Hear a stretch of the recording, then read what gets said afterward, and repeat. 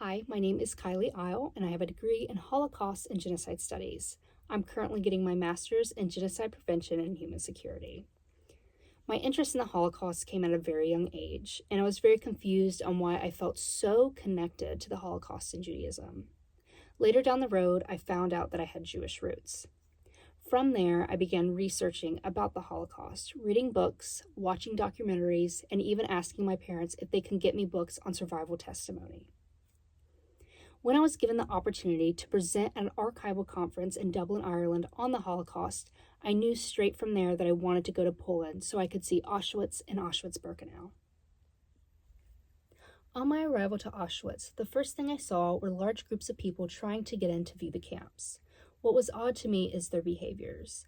Instead of being quiet and respecting the space, many people had their phones out, taking pictures, and even laughing. Walking into Auschwitz, I saw 3 words, Arbeit macht frei, meaning work makes you free. And surrounding me were large barbed wire fences, and right in front of me were barracks lined up, one by one, right next to each other. The tour was broken down into 3 parts, the first part being the barracks, the second part, the death wall, and the third part, the gas chamber. After viewing Auschwitz, we would go straight to Auschwitz-Birkenau to see the camp. The first set of barracks we went into contained items that were taken from prisoners upon arrival to Auschwitz.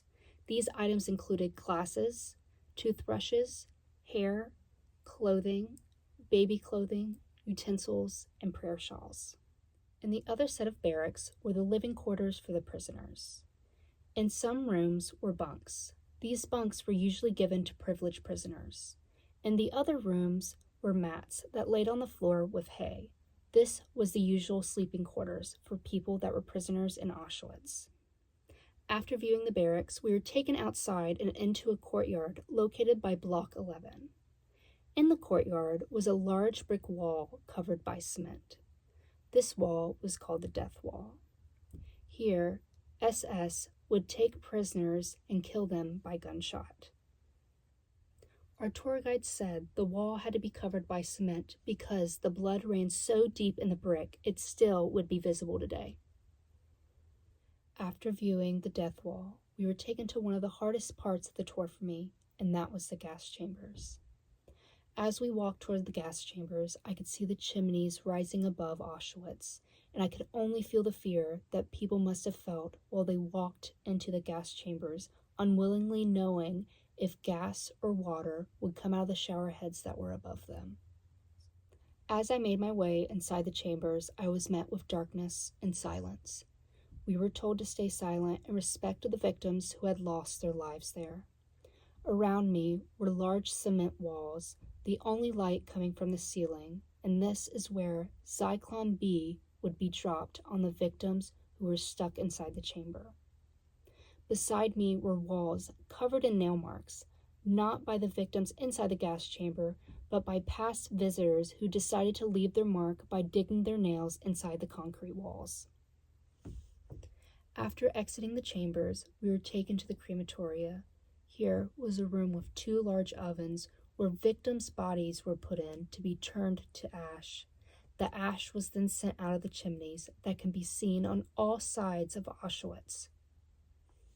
Once the tour of Auschwitz was over, we were immediately taken to Auschwitz-Birkenau, the extermination camp. On my arrival of Auschwitz-Birkenau, I immediately knew it was much larger than the Auschwitz camp. Right above me was a large watchtower that watched over all of Auschwitz-Birkenau. Right under the watchtower was a railroad line that ran straight through the camp. As I walked along the railroad line, there sat a cattle car that was used during the Holocaust. This was to transport victims to inside of the camp and to be taken out for selection. After viewing the exterior of the cattle car, we walked to the end of the railroad line where a memorial stood for victims who had lost their lives in Birkenau. Beside the memorial lays remnants of a crematorium that was destroyed either before or after the liberation of Auschwitz-Birkenau. Personally, I was able to get pretty close, and it was very interesting to see what made up the crematorium and how these pieces are still able to be seen today. As my tour continued, we were walking to view the barracks, and I noticed large tents by the barracks. So, interested, I asked my tour guide what they were doing. She said the Auschwitz Memorial are actually rebuilding the barracks so they'd be able to be viewed by visitors.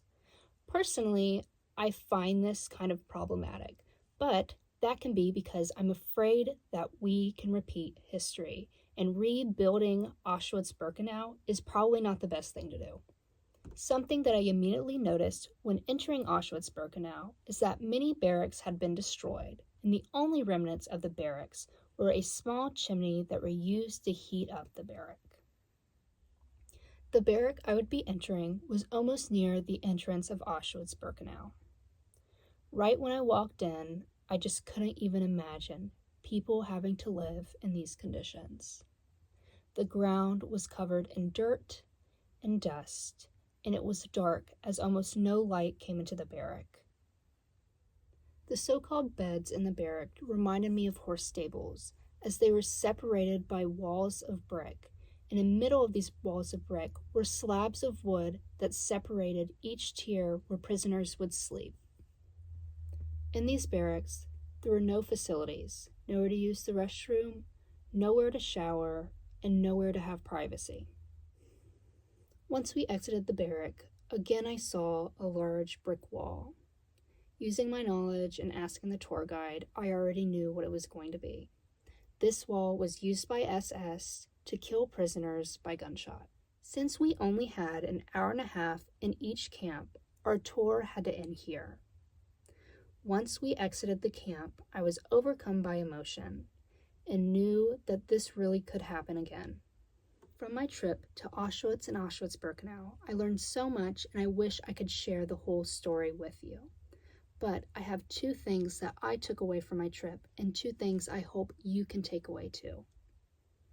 The first one is, this can happen again.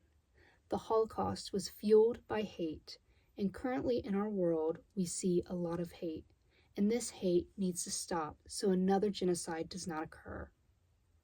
The second thing is, keep educating yourself and others on the Holocaust and other genocides.